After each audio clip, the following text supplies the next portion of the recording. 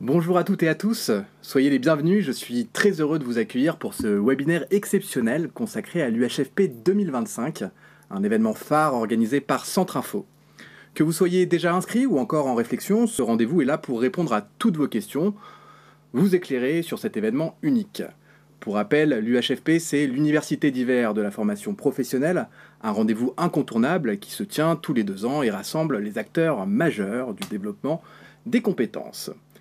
Aujourd'hui, j'ai le plaisir d'être accompagnée par Françoise Gérard, directrice générale adjointe de Centrinfo. Bonjour Françoise. Bonjour Guillaume. Nathalie Legoupil, chargée de mission au département Région Europe et Internationale de Centrinfo.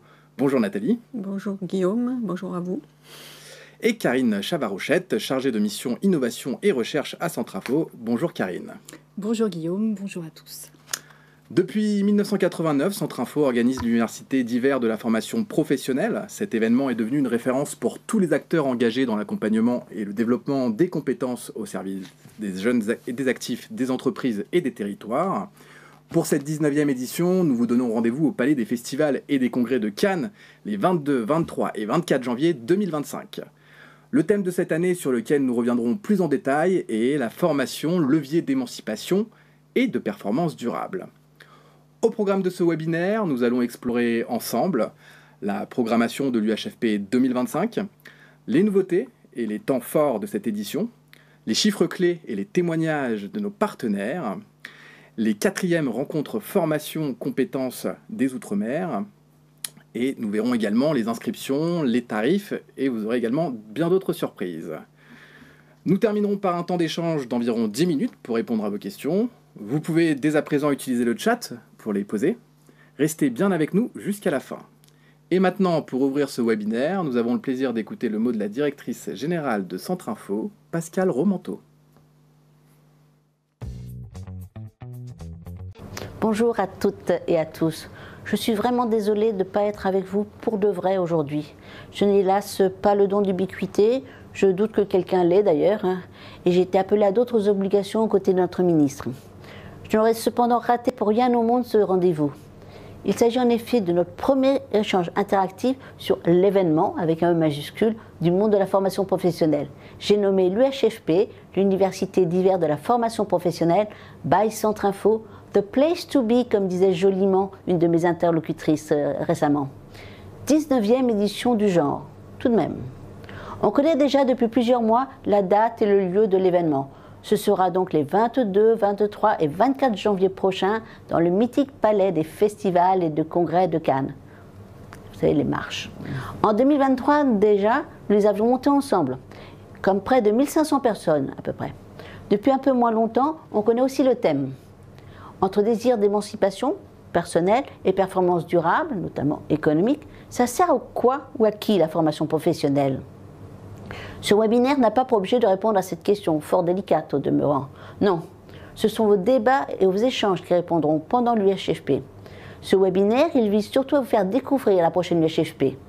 Aujourd'hui, on va vous dire un peu plus sur cette 19e édition, ce qui fait l'ADN et l'âme, si je puis dire, de l'événement depuis toujours, que l'on vient trouver ou retrouver, et puis quelques nouveautés. Alors, pour ce qui fait partie de l'ADN, l'UHFP, ce sont d'abord des plateaux et des plénières de qualité.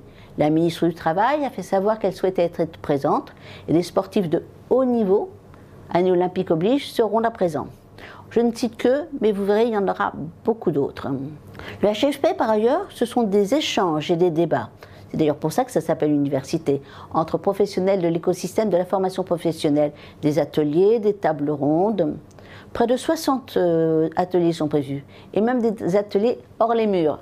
Bon, vous verrez ça tout à l'heure. L'UHFP, enfin, surtout, premièrement peut-être, c'est aussi le lieu de la rencontre. C'est là qu'est l'essentiel. En tout cas, c'est ce que vous nous dites.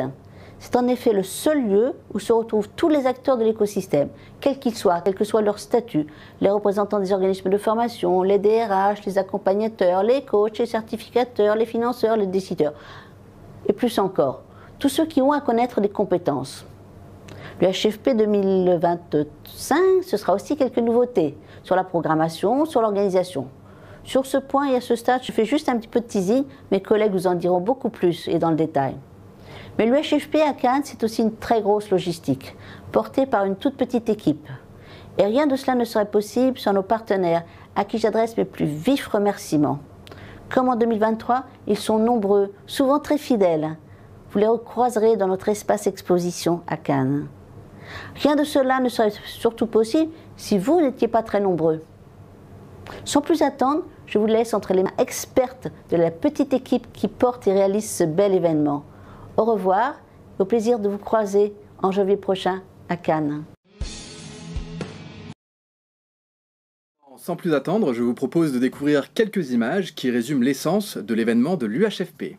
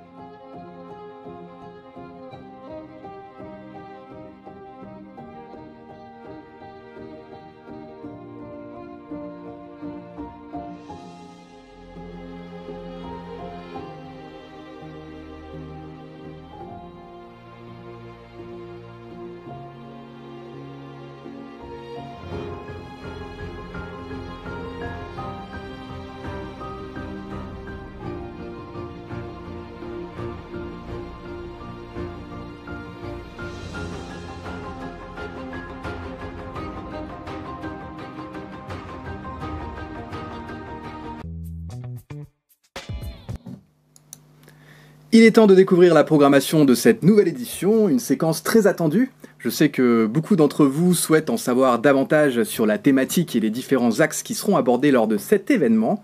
Pour répondre à ces questions, vous qui avez la charge de la programmation, Françoise, Karine, alors pourriez-vous nous en dire un peu plus sur ce qui nous attend sur cette 19e édition en janvier 2025 à Cannes?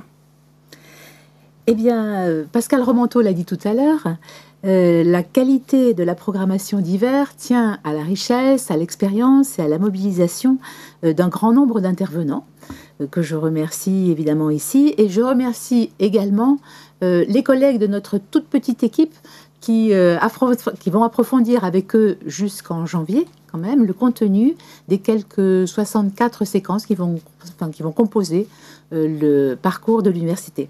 Alors, parmi les 250 intervenants qui se mobilisent encore avec nous cette année pour assurer le succès de cette édition, nous accueillerons des personnalités politiques qui vont poser le cadre des priorités de la gouvernance et sans doute des nouveaux financements de notre écosystème. Avec des élus, avec la ministre du Travail et de l'Emploi, avec des présidents de région, avec des partenaires sociaux, du moins les négociateurs des accords interprofessionnels emploi-formation, et puis, nous l'espérons, peut-être la présence de la future commissaire européenne en charge des affaires sociales. Nous accueillerons également des personnalités emblématiques des sujets que nous désirons mettre en avant, et je peux déjà citer Cynthia Fleury, qui est psychologue, qui est philosophe et psychanalyste, et qui prononcera la conférence inaugurale, Enzo Lefort, qui est escrimeur et triple champion olympique, qui fera part de sa vision de la performance, et puis un expert bien connu des pédagogues, Denis Christol, qui est spécialiste de l'apprenance collective. Donc lui, il dessinera avec nous, en clôture de l'université, un nouveau monde des rapports au savoir, ce qui est tout un symbole, car ce sera le 24 janvier, la journée qui a été choisie par les Nations Unies pour être la journée mondiale de l'éducation, en pleine semaine des festivals de l'apprendre. Je vais demander à Karine de nous en dire un petit peu plus sur nos thèmes de travail, les grands axes que déroulera cette université. Merci Françoise. Donc en effet, peut-être je vais me permettre de faire un petit rappel sur la précédente édition de l'UHFP en janvier 2023, parce qu'on avait choisi à l'époque le thème des transitions, donc transition écologique, transition numérique, économique, démographique. Il nous semblait très important de s'intéresser à ces facteurs qui viennent bouleverser nos sociétés.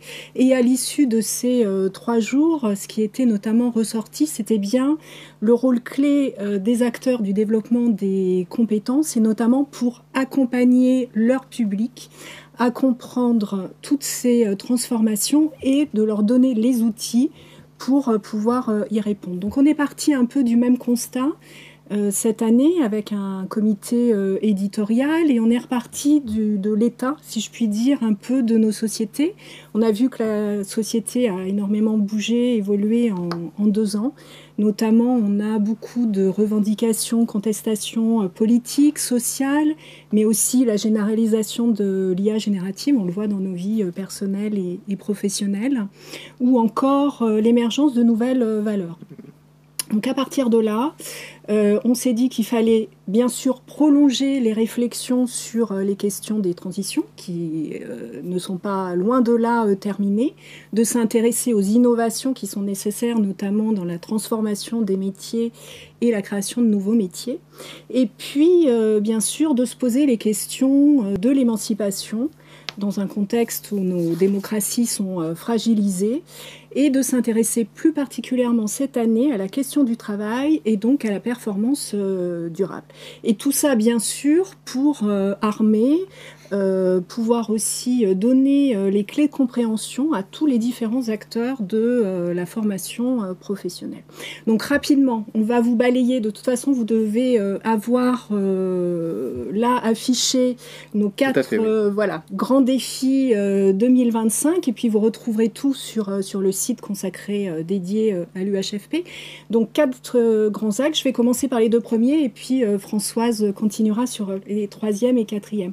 Donc un premier axe, comme je vous le disais, plutôt tourné sur une compréhension des enjeux sociétaux. Donc là, on va avoir des tables rondes, mais aussi des ateliers plus spécifiques avec différents experts. Alors, des chercheurs en sciences humaines et sociales, et notamment avec les chercheurs du LIF, Laboratoire d'idées sur les innovations en formation, notre LIF, si je puis dire, Centre Info, mais aussi des experts de l'OIT, de l'UNESCO et bien sûr des représentants des ministères, du secrétariat général pour l'investissement, un certain nombre de spécialistes qui viendront évoquer notamment ces questions d'émancipation, par exemple en région, comment conserver des compétences stratégiques pour maintenir les emplois ou en développer d'autres, et les notions de solidarité collective, notamment pour l'inclusion. Donc vous voyez, on parlera bien sûr de l'intelligence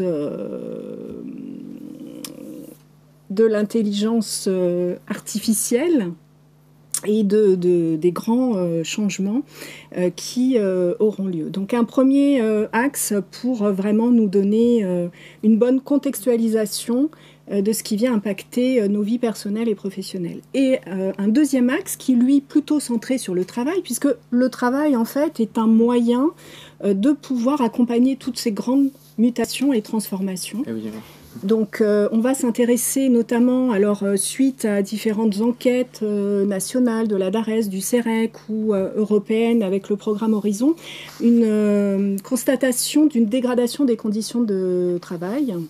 Et donc, on va s'intéresser notamment aux solutions, et là avec des OPCO, des partenaires sociaux, des entreprises, des startups, dont celle de notre corner innovation, pour voir quelles sont les solutions, les innovations qui ont été mises en place pour, d'une part, transformer les organisations du travail. On y parlera notamment d'organisations apprenantes, mais également de nouveaux types de formations, comme la nécessité de former les managers. Voilà, en quelques mots, et je rends la parole à Françoise. Merci Karine. Le troisième axe sur lequel nous allons travailler, c'est celui de la performance. Nous repenserons ensemble la question de la performance des individus, la performance des organisations, les performances collectives, et la performance, c'est celle qui consiste à obtenir des résultats de façon optimale. Mais ce qui nous intéresse, c'est vraiment de mettre en avant une performance durable par tous, une performance durable pour tous. Et pour ça, nous avons fait dans la programmation un clin d'œil aux grands événements sportifs que nous avons connus depuis 1 an en France, pour mettre en perspective 2 types de performances. D'abord, les conditions de l'excellence individuelle et collective, qu'elle soit dans le domaine du sport, et c'est celle qui a été vraiment magnifiée au cours de l'été pendant les JO et les JO paralympiques, Et c'est celle du domaine des compétitions professionnelles aussi, des concours des métiers qui suscitent un très fort engouement, un très fort engagement chez les jeunes, les moins jeunes qui y participent. Et nous aurons au cours de cette université le témoignage de ces grandes opérations que sont les WorldSkills, ces Olympiades des métiers, les apprentis scènes, les concours, je filme le métier qui me plaît, je filme ma formation, dans lesquels finalement sont investis des dizaines de jeunes, de classes, d'établissements, des centaines et des milliers de jeunes, et qui donnent un autre regard sur leur propre parcours et aussi leurs propres envies, leurs propres orientations. Donc, on voudrait mettre en perspective ces conditions de la performance exceptionnelle, qui sont finalement des records souvent incarnés par une personne, mais qui ne pourraient exister sans un fort collectif pour cette préparation, et puis les conditions de ce que nous appelons la performance ordinaire, entre guillemets, que chacun de nous développe finalement dans son activité quotidienne pour délivrer un résultat optimal. Alors cette performance, elle est moins spectaculaire, mais c'est celle que nous cherchons à atteindre, parce que finalement, un des points communs, c'est l'engagement de chacun qui rend possible la performance et qui rend possible la fierté de ceux qui y participent. Karine parlait tout à l'heure du sens du travail, et pour nous, c'est cette façon de considérer l'engagement qui est aussi un facteur fort d'engagement au travail et d'implication, et de responsabilité et d'émancipation. Alors comment favoriser cet engagement dans une visée collective ? Comment est-ce qu'on peut garantir une performance durable ? Les acteurs de la formation sont confrontés à cette question.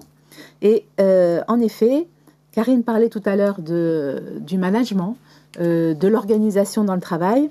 Pour nous, il s'agit de revoir régulièrement nos fonctionnements, en particulier les modèles de management, de recrutement, de prise en compte de notre environnement et aussi de volonté d'inclusion. Donc dans ce sens, nous verrons comment les outils de la RSE, la responsabilité sociétale des entreprises, peuvent nous y aider, avec le témoignage de spécialistes, d'experts de la RSE, du management, avec des expériences d'entreprise, Veolia, Enedis, d'entreprises à mission, avec des CFA comme celle du Café Joyeux, et d'acteurs publics, l'ANAC, l'AFNOR et de chercheurs. Alors, quelle part peuvent prendre la formation, la qualification, la reconnaissance, les certifications pour favoriser cet engagement? C'est tout cela que nous allons voir, en effet, dans les tables rondes, dans les ateliers qui constituent cet axe 3. Bien sûr, on va retrouver dans cet axe 3 aussi la place et l'usage des nouveaux outils qui peuvent booster la performance, comme l'intelligence artificielle, autant dans l'exercice des métiers et dans le changement des métiers.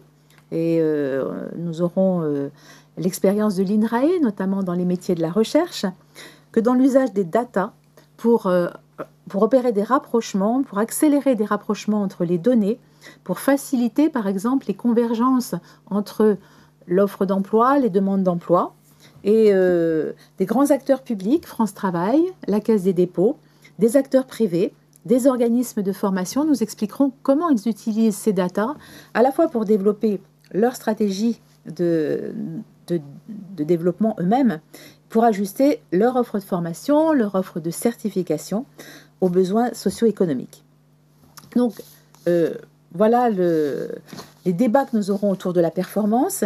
Et puis, très rapidement, l'axe 4, qui est assez traditionnel finalement dans l'université d'hiver, puisque nous nous retrouvons tous entre professionnels de la formation et de l'accompagnement, c'est de voir comment évoluent nos métiers, comment ils se transforment, comment ils répondent au mieux aussi aux transformations extérieures.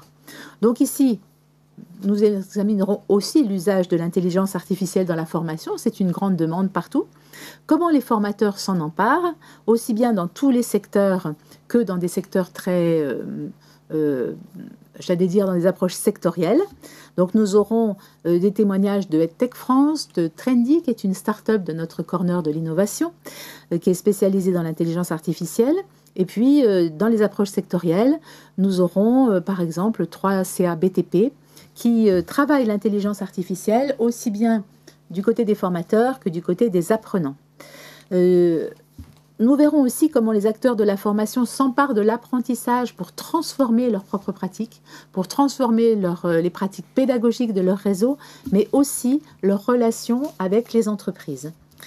Du nouveau aussi des côtés des certifications, bien sûr. Dans cette université, nous parlerons de la grande aventure des certifications que nous connaissons déjà depuis quelques années avec les régulations de France Compétences, mais plus particulièrement, nous observerons comment elles intègrent aussi les données environnementales et comment ces certifications passent au crible des enjeux environnementaux.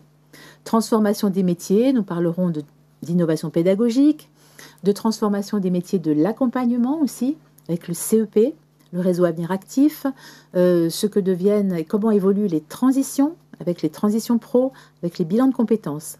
Et enfin, l'accompagnement au changement porte aussi sur les organismes de formation qui s'interrogent aussi beaucoup sur leur avenir en ce moment.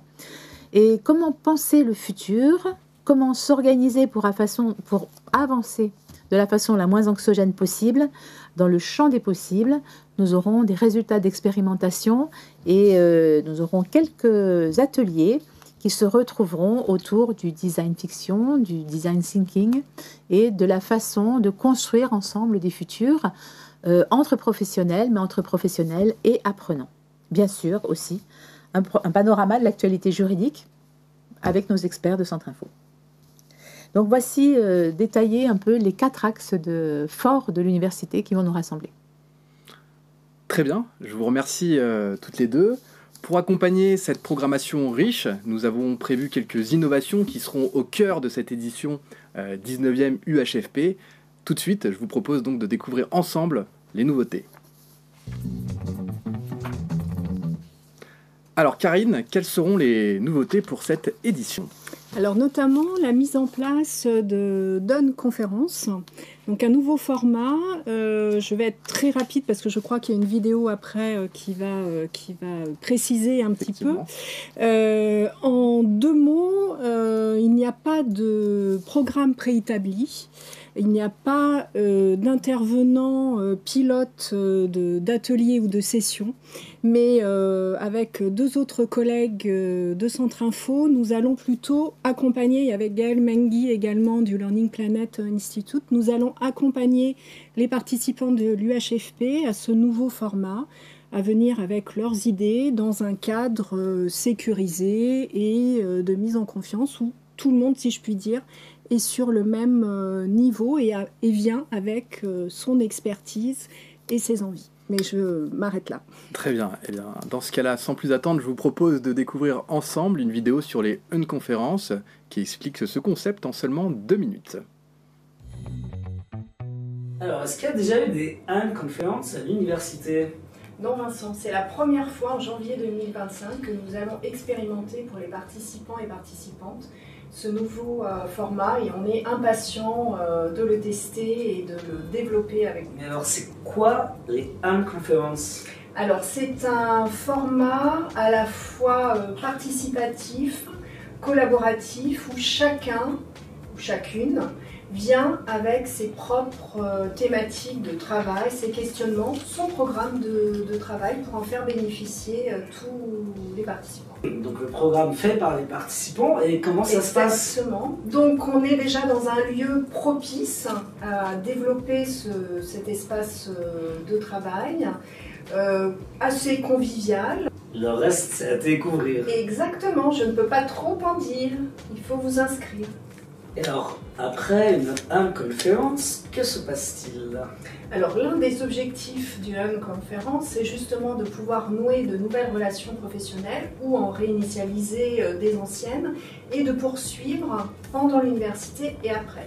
Mais je ne peux pas en dire plus. Alors, c'est quoi les thématiques qui vont pouvoir travailler dans ce format ? Ben justement, celles qui sont au cœur des préoccupations des participants. Tu veux dire que c'est eux qui vont définir les thématiques ? C'est ça. Les participants viennent avec leur sujet, ils définissent donc la thématique qu'ils souhaitent traiter. Et en fait, l'intérêt de cette approche, c'est de partir de leurs préoccupations, leurs problématiques, ce qui les interpelle dans leur activité, dans leur écosystème. Et forcément, ça va correspondre à des problématiques dans lesquelles d'autres participants se retrouvent et porter sur des sujets d'actualité. Donc des thématiques qui vont faire écho à être partagées. Comment ça se passe ? Du coup, les participants, ils viennent avec leur expérience et avec leur expertise de travail.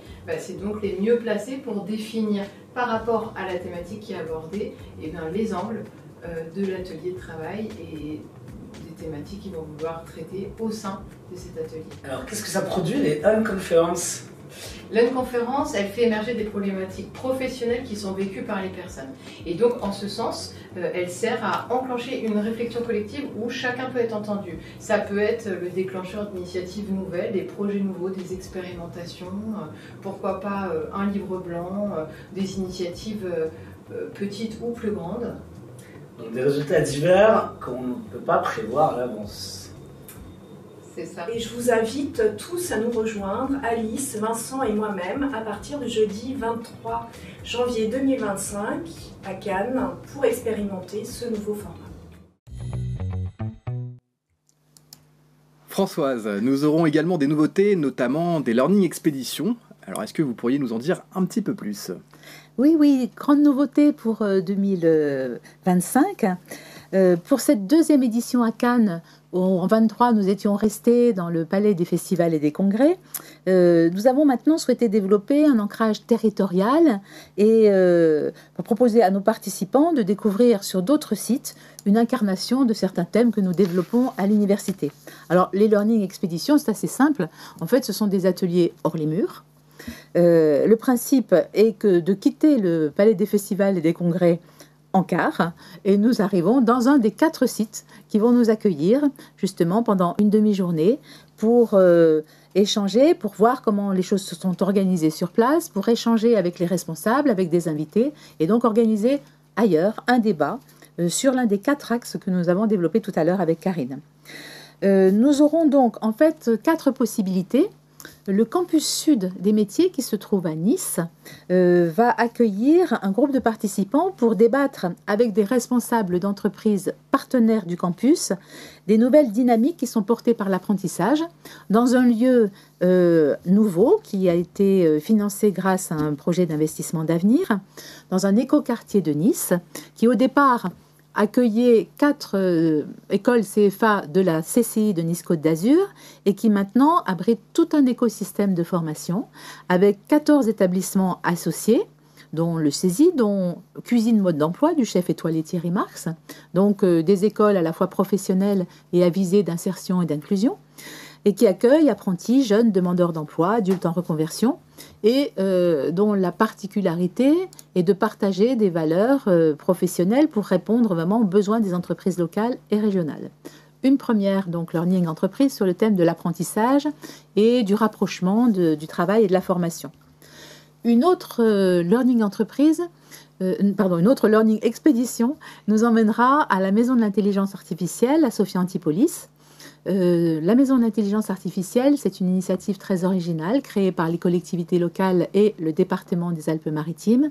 C'est une sorte de showroom dédié à l'intelligence artificielle pour sensibiliser absolument tous les publics, les jeunes scolaires, les familles, les publics, les professionnels, les entreprises.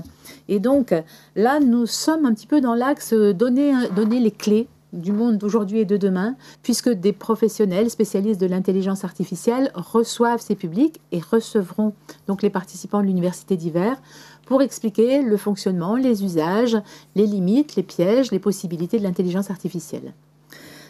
Troisième learning expédition possible, c'est celle qui nous emmènera à la Fabrique des Fleurs de l'entreprise Fragonard à Grasse pour débattre de problématiques de recrutement, de métiers rares et à conserver, des métiers peu délocalisables, mais dans un contexte à la fois concurrentiel et dans un contexte qui tient à garder des compétences stratégiques et importantes localement. Et nous aurons aussi une 4e learning expédition qui n'est pas encore totalement dévoilable en ce moment. Et je vous invite bien sûr à regarder le site de l'université où peu à peu va se rendre publique toute la programmation. Donc cette 4e learning expédition, en principe, elle se tiendra à Cannes, dans une entreprise de renom qui nous accueillera pour débattre de la gestion des métiers en tension dans un secteur assez privilégié, un secteur de luxe. Très bien. Merci Françoise, merci Karine. Nous passons maintenant à la séquence chiffres clés.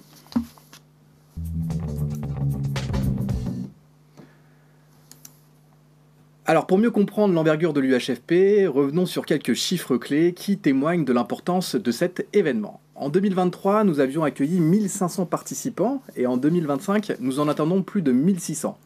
Un chiffre impressionnant qui témoigne de l'attractivité et de l'impact de cet événement phare. Parlons maintenant des ateliers. Cette année, en dehors des séances plénières, 62 ateliers et tables rondes vous sont proposés, animés par près de 250 intervenants passionnés. Ces experts partagent leurs connaissances lors de tables rondes et de discussions qui enrichissent les réflexions de tous. Un autre point fort de l'UHFP, c'est son espace salon, avec une quarantaine d'exposants. Cet espace permet de découvrir les dernières innovations et initiatives de nombreux partenaires. Cette année, nous comptons également une quarantaine de partenaires, parmi lesquels l'AFTOR, l'AFT, l'ANFA, 3CA BTP, France Travail, ETS, ICDL, le groupe Caisse des dépôts, OPCO-OP, Sansai et Galileo, pour n'en citer que quelques-uns. L'événement bénéficie également d'une grande visibilité médiatique. Par exemple, il y a 2 ans, nous avions enregistré 127 retombées presse, preuve de son rayonnement. Enfin, les publics de l'UHFP sont divers et reflètent la richesse de l'écosystème dans ses dimensions privées et publiques. Entreprises, organismes de formation et de conseil, universités, presse, représentants des pouvoirs publics, États et régions, partenaires sociaux, organismes paritaires, décideurs et financeurs, tous les parties prenantes seront représentés. Je vous invite à découvrir leur répartition sur le schéma à ma gauche. Ce qu'il faut retenir, c'est que tout l'écosystème sera présent, offrant de véritables opportunités de rencontres. Autant de chiffres qui montrent que l'UHFP est un rendez-vous incontournable pour échanger, s'inspirer et construire ensemble l'avenir. Je vous propose à présent de continuer ce webinaire avec le témoignage de Jacques-Olivier Hénon, directeur des politiques de formation et de l'innovation pédagogique du 3CA BTP, qui est un partenaire de longue date de notre université d'hiver.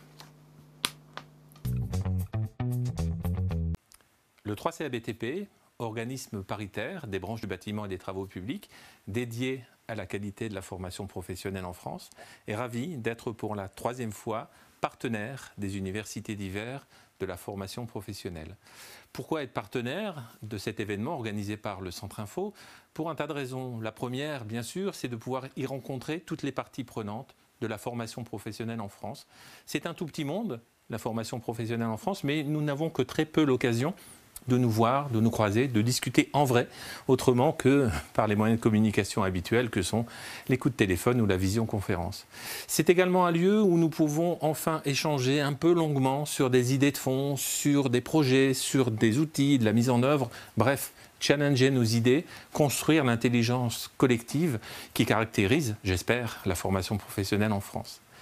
Les UHFP sont également l'occasion de démontrer, d'exposer aux autres les sujets que nous trouvons importants. Par exemple, en janvier prochain, nous allons animer un premier atelier sur l'intelligence artificielle comme outil à la main des formateurs, et puis un autre atelier, une conférence plutôt sur former des professionnels citoyens grâce à l'apprentissage. Ce sont des occasions uniques d'écouter, d'exposer et d'abonder, d'enrichir nos propres réflexions, de lancer, on l'espère, un certain nombre de sujets. Les UHFP, évidemment, ce sont des moments où nous rencontrons des gens, des parties prenantes, mais également des décideurs politiques, des grands managers d'organismes de formation, mais également, souvent, des formateurs, bref, tous les niveaux de la formation professionnelle en France. Pour toutes ces raisons, le 3CA BTP est ravi d'être de nouveau partenaire des universités d'hiver de la formation professionnelle. Après avoir évoqué l'événement de l'UHFP, nous vous invitons maintenant à découvrir les RFCO, les rencontres formation compétences des Outre-mer. Cet événement qui précède l'UHFP se tiendra le mardi 21 janvier. Vous vous demandez peut-être qu'est-ce que c'est les RFCO? Pour répondre à cette question, Nathalie, impliquée également dans la programmation, pourriez-vous nous en dire un peu plus? Merci Guillaume de me donner la parole pour évoquer avec vous les RFCO. Comme tous les 2 ans, en parallèle de la préparation de l'université d'hiver de la formation professionnelle, Centre Info a proposé aux collectivités ultramarines de construire conjointement les rencontres formation compétences des Outre-mer. Il s'agit de travailler ensemble pour mettre en lumière les actions et les questionnements portés par les collectivités ultramarines sur le champ de l'orientation, de l'emploi, de la formation.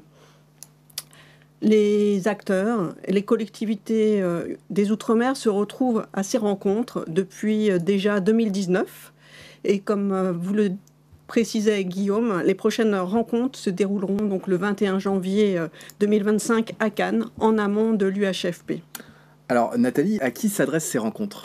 Eh bien, en 2023, nos partenaires étaient donc les régions Guadeloupe, la région La Réunion, la collectivité territoriale de Guyane, la collectivité territoriale de Martinique, le département de Mayotte, la collectivité de Saint-Martin, mais aussi les CARIFOREF, AGEFMA, CARIFOREF de Mayotte, Guadeloupe Formation et Réunion Prospective Compétences. C'est à ces acteurs que nous avons à nouveau sollicités pour préparer l'édition 2025. Quant au public, les RFCO en fait permettent de rassembler notamment les grands acteurs de l'écosystème orientation, formation et emploi, et s'adressent donc aux élus, techniciens et agents des collectivités d'outre-mer, mais aussi aux partenaires ultramarins et métropolitains du champ emploi formation. Notons aussi que nous avons accueilli lors des précédentes éditions des participants de Nouvelle-Calédonie et de Saint-Pierre-et-Miquelon. Très bien. Et alors de quoi sera constituée cette journée ? De quoi vous allez parler finalement ? Eh bien, l'ambition des RFCO, cette manifestation, en fait, c'est l'occasion pour les représentants des collectivités et régions d'outre-mer, leurs partenaires, les acteurs ultramarins et hexagonaux, de débattre et d'échanger autour des stratégies d'emploi et de formation ultramarine. Donc cette journée offre l'opportunité en tout cas à ces acteurs à la fois de prendre en compte les dernières discussions autour des textes réglementaires. Pensons à la loi du 18 décembre 2023 pour le plein emploi et ses impacts, ou à la réforme de l'assurance chômage et ses incidences sur la formation, ou encore au renouvellement des contrats de convergence. Voilà, tout un tas de sujets, et cette journée est a également pour objet de favoriser en fait les témoignages sur les expériences innovantes, sur les expérimentations nouvelles, mais aussi partager des nouvelles pratiques sur les territoires. Vous venez d'évoquer les stratégies emploi-formation ultramarin. Pouvez-vous nous en dire un petit peu plus et nous dire de quoi il s'agit ? Oui, alors nous n'avons pas encore un programme finalisé, mais nous avons des objectifs un peu récurrents, appréhender notamment les enjeux actuels de la formation professionnelle pour les collectivités des Outre-mer, apprentissage, que ce soit autour de l'apprentissage, de la qualité, des pactes régionaux d'investissement dans les compétences, qui sont aussi des thématiques traitées par les régions métropolitaines, similaires à celles-ci, mais avec des particularités territoriales. Et puis aussi des thématiques, l'idée aussi de traiter des thématiques problématiques spécifiques.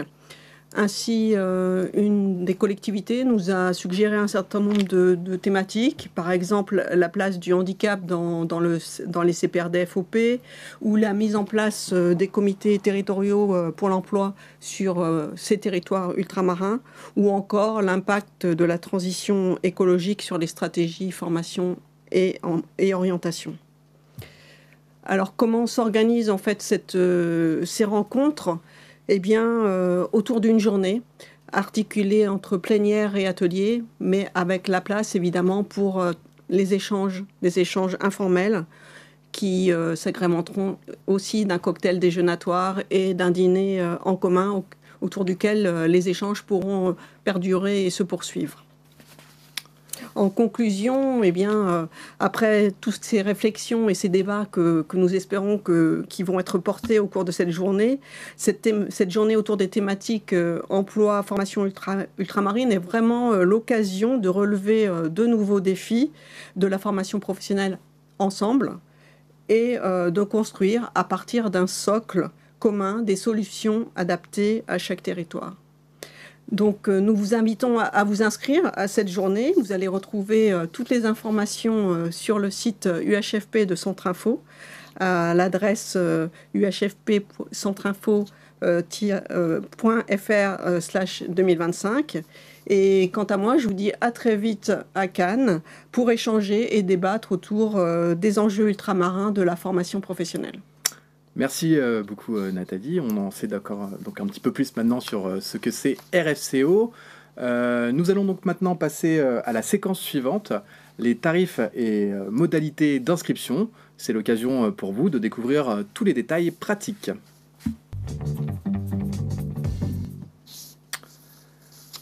Pour celles et ceux qui sont intéressés par l'événement et qui ne sont pas encore inscrits, je vous invite à consulter les tarifs et les modalités d'inscription qui vont s'afficher à l'écran. Donc l'inscription comprend l'accès aux plénières, ateliers et conférences, l'accès au salon et la visite des exposants, l'accès aux ressources documentaires et pédagogiques, les déjeuners, les dîners, lors des soirées privilèges notamment, et les transferts en navette. Le montant hors taxe pour l'événement est donc de 1 900 €. Je précise que l'hébergement n'est pas inclus dans l'inscription. Toutefois, une fois votre inscription à l'UHFP finalisée, vous aurez la possibilité de réserver votre hébergement à tarif préférentiel sur notre plateforme dédiée, avec une sélection d'hôtels proches du Palais des Festivals et des Congrès. Si vous souhaitez que l'UHFP soit pris en charge dans le cadre de votre action de formation, voici aussi la répartition des frais pédagogiques et des coûts annexes dans le cadre d'une convention de formation. Les frais pédagogiques s'élèvent à 1 045 € et les coûts annexes à 855 €. N'hésitez pas à vous inscrire dès maintenant. Pour cela, il vous suffit de vous rendre sur le site de l'UHFP, uhfp.centre-info.fr. Vous y retrouverez également toutes les informations que je viens de vous partager, ainsi que la plaquette participant disponible déjà en fichier partagé lors de ce webinaire. Enfin, profitez d'une offre exclusive. Pour toute inscription pendant ou après ce webinaire, vous bénéficiez de 30% de réduction sur l'un de nos 2 prochains événements, à savoir la masterclass du 10 décembre consacrée aux certifications professionnelles, ou bien le club du droit du 12 décembre qui explorera le thème 2025, ce qui attend les acteurs de la formation. Ces 2 rendez-vous incontournables seront animés par les experts de Centrinfo. Ne laissez pas passer cette opportunité, inscrivez-vous dès à présent avec la réduction qui sera automatiquement appliquée sans aucune démarche supplémentaire de votre part. Pour notre part, nous serons bien sûr tous très heureux de vous retrouver lors de cette prochaine édition. Maintenant, je vous invite à poser toutes vos questions dans le chat. C'est le moment idéal pour interagir et poser toutes vos interrogations concernant l'événement. Nous sommes là pour y répondre en direct et vous fournir toutes les informations dont vous avez besoin. Alors, nous avons plusieurs questions qui arrivent donc directement du chat. Je vais poser la première, donc un workshop d'intelligence collective. Vous voulez dire un forum ouvert? Une conférence. Pour les conférences, tout à fait. Oui, tout à fait. C'est un moment d'intelligence collective entre les participants inscrits. D'accord. À partir de quelle date nous allons pouvoir nous inscrire aux différentes activités proposées? Alors, je dirais bientôt, nous allons rendre public tous les contenus d'ateliers. Nous ne voulions pas en mettre 1 et puis 2 et 3. Donc, je pense que la semaine prochaine, tous les contenus d'ateliers seront sur le site avec des informations sur, évidemment, le titre, le contenu, la problématique, les premiers intervenants.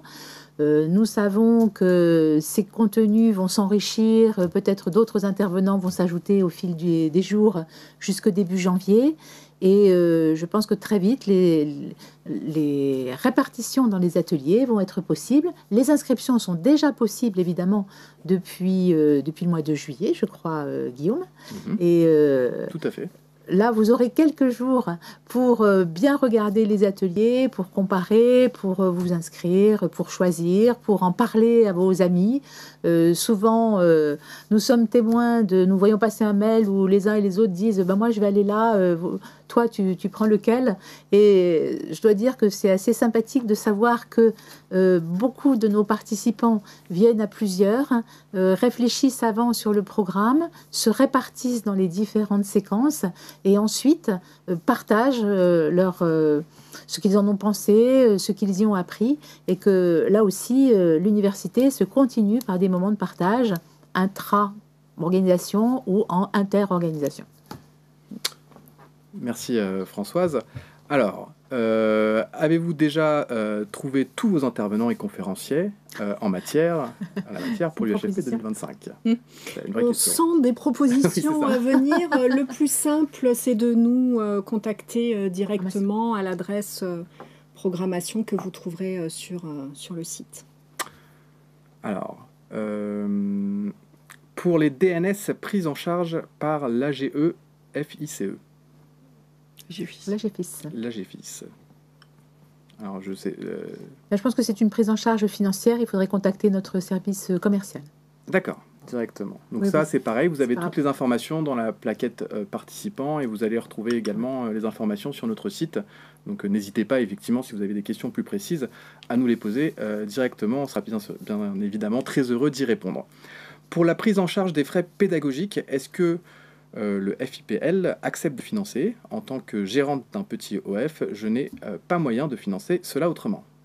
Je ne peux pas répondre directement sur le FIPL. En tout cas, nous avons mis à disposition de tous un programme prévisionnel et je pense qu'il faut donc télécharger ce programme et en faire la demande au FIPL. D'accord. Alors, pouvons-nous avoir la liste des intervenants et le détail du programme, s'il vous plaît? Alors, pour l'instant, la liste n'est pas disponible, elle le sera la semaine prochaine. Vous verrez dans une rubrique du site l'ensemble des intervenants avec une photo, une courte biographie, un lien avec la séquence où ils interviennent. Et puis, peu à peu, tout ça va s'enrichir jusqu'en janvier. Ce qui est intéressant, c'est que pour les participants qui vont s'inscrire ou qui sont déjà inscrits à l'université, ils vont profiter d'une dynamique pour laquelle ils auront la main, puisqu'ils seront, à partir de leur inscription, et je pense fin novembre, ils pourront être inscrits sur notre appli Evenium, qui permet donc d'avoir des relations, d'abord de voir l'ensemble des intervenants, tout en respectant le RGPD, de pouvoir leur adresser des messages, de contacter l'un ou l'autre, de prendre rendez-vous par avance ou encore le faire au moment de l'université. Alors, Françoise, vous avez évoqué le Festival de l'Apprendre cette semaine-là. Avez-vous prévu quelque chose à ce sujet ? Pour l'instant, nous pensons que l'université en soi peut être un événement qui s'inscrit dans le Festival de l'Apprendre. Nous aurons des représentants du Festival de l'Apprendre du Learning Planet Institute, avec Gaëlle Mingui, qui a son Festival de l'Apprendre. Et puis, nous avons aussi d'autres représentants, des représentants du Cercle Apprendre Autrement en particulier, qui a aussi son Festival de l'Apprendre. Donc, nous sommes en train de réfléchir à ce que nous pouvons faire de particulier. Mais déjà, mettre cet événement sous l'égide du Festival de l'Apprendre me semble quelque chose qui rentre vraiment dans l'esprit de ce Festival de l'Apprendre. Très bien. Bonjour, je travaille dans une école d'ingénieurs où je m'occupe des formations spécialisées, notamment des masters spécialisés. Je souhaiterais savoir si l'événement UHFP est pertinent pour mon rôle ou s'il s'adresse principalement aux organismes de formation. Merci d'avance pour votre retour. Je dirais que l'UHFP s'adresse à toutes les formes, bien sûr à la formation professionnelle en priorité, mais également à la formation initiale, surtout à partir du moment où vous avez des masters en alternance. Et je ne sais pas quelle est cette école d'ingénieurs, mais sur les thématiques de transition écologique, transition industrielle, IA, je pense que c'est un bon endroit pour venir à la fois bénéficier des expériences et des savoirs, des connaissances de chacun, mais aussi pour développer son réseau et créer de nouvelles dynamiques. D'accord. Serait-il possible de suivre en partie l'université sur une journée, par exemple ? Notre modèle ne le permet pas. Enfin, en tout cas, vous pouvez suivre sur une journée, mais l'inscription à l'université comprend en fait les 3 jours. Et voilà, c'est vrai que nous, dans la conception même de l'université, nous sommes très attentifs au fait de pouvoir accueillir les personnes le mercredi, à 14 heures et de leur faire vivre des contenus, des expériences, des moments conviviaux jusqu'au vendredi 14 heures. On leur propose à chaque moment des temps forts. Et ça nous paraît très important que les uns et les autres restent là toute la durée. Il y a une progression, je dirais, à la fois de connaissances, de partage, de rencontres, d'émotions. Et les évaluations que nous avons année après année nous confortent dans ce choix de travailler ensemble pendant 3 jours, d'avoir du temps. Jacques-Olivier Hennon en parlait tout à l'heure dans son témoignage.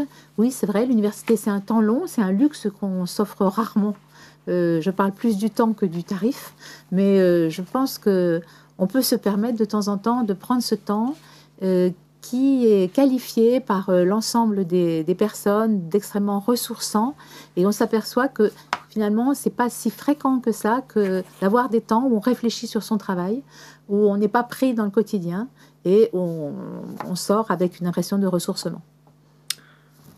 Entendu. Alors, est-ce qu'on peut avoir la liste des exposants, les stands?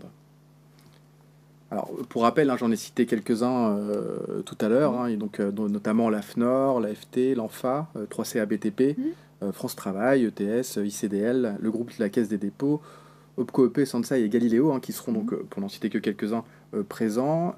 On aura, je pense... Blanche Capital, on aura aussi l'IMAG. Enfin, oui, la liste des exposants va se trouver sur le site UHFP Centre Info dans la rubrique partenaires. Pouvez-vous nous envoyer un devis pour que l'on puisse l'envoyer aux OPCO pour connaître la prise en charge? Oui. De la même façon, vous vous adressez au service commercial, vous leur demandez un devis et vous avez évidemment en retour ce devis et le programme qui vous permettra de faire votre demande auprès de votre OPCO. Très bien. Une dernière question peut-être, donc sur les 30% sur la certification.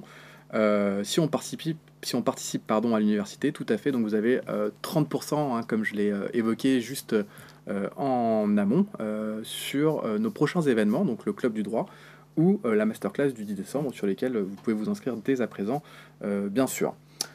Voilà, nous en avons donc terminé avec les questions. Avant de clôturer ce webinaire, je vous propose peut-être un dernier mot.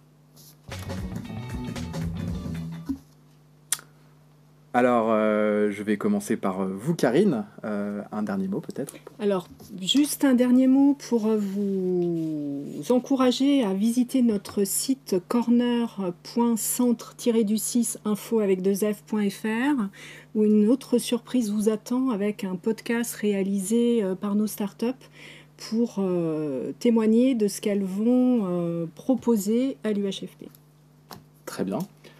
Nathalie, peut-être un dernier mot? Moi, je reviens vers les Outre-mer, effectivement, et j'invite les ultramarins à se mobiliser, et à venir échanger et se ressourcer, comme disait Françoise, au cours de ces RFCO et plus largement de l'université.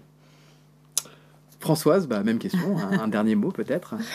Écoutez, je peux vous dire que toute l'équipe de Centre Info se mobilise grandement en ce moment pour finaliser et la programmation et toute l'organisation, de façon à ce que chaque personne qui soit là, qu'elle soit intervenante, qu'elle soit participante, vive intensément ces 3 jours, à la fois sur le contenu et puis sur la convivialité.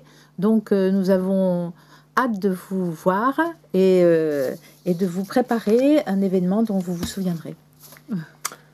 Eh bien, merci Françoise. Sachez que vous pouvez retrouver toutes les informations sur notre site uhfpcentreinfo.fr ainsi que sur nos pages LinkedIn UHFP et Centre Info. Vous y retrouverez toutes les dernières informations sur l'événement et bien plus encore. Quant à moi, j'ai été très heureux de présenter cet événement avec vous. Je tiens à remercier chaleureusement toute l'équipe qui m'accompagne à la régie et sur le plateau. Un grand merci à Françoise Gérard, à Nathalie Legoupil, à Karine Chavarochette. Je remercie également Valérie Libion, directrice de ce magnifique projet qui est l'UHFP, ainsi que Layali Gafil pour son implication active. Merci à tous les intervenants et les participants qui ont contribué à travers les différentes vidéos. Et enfin, un grand merci à vous tous pour votre présence et votre écoute tout au long de ce webinaire. Nous serons ravis de vous retrouver et de partager cette prochaine édition avec vous, je l'espère à vos côtés. Je vous souhaite une excellente fin d'après-midi et à très bientôt.